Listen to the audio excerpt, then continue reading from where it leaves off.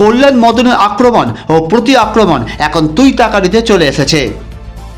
কল্যাণ মদনের আক্রমণ ও প্রতি আক্রমণ এখন তুই তাকারিতে নেমেছে। দিন তিনেক ধরেই তৃণমূলের অন্দরে বিতর্ক তৈরি হয়েছে স্বাধীন স্বরাষ্ট্রমন্ত্রীর প্রয়োজনীয়তা নিয়ে।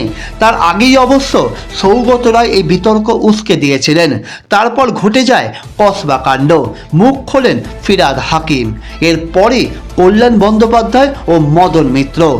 তৃণাঙ্কুর সম্পর্কে কল্যাণ বন্দ্যোপাধ্যায় বলেছেন, কার আশীর্বাদের হাত মাথায় আছে যে এখনও তৃণমূল ছাত্র পরিষদের সভাপতি আছে?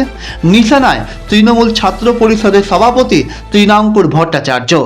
ছেড়ে কথা বললেন না তৃণাঙ্কুরও, বললেন দল নিশ্চিতভাবে হিসাব রাখছে, বিচার করবে।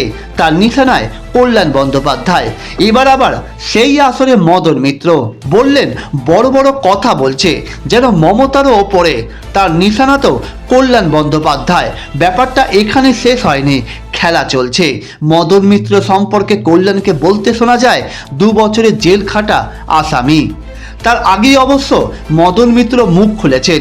তিনি বলেন তিনি উপনির্বাচনে 33,000 ভোটে জিতেছেন, আর কল্যাণ আসানসোলে হেরে মমতার পায়ে ধরে শ্রীরামপুরের মতো একটা সেফ সিট নিয়েছে।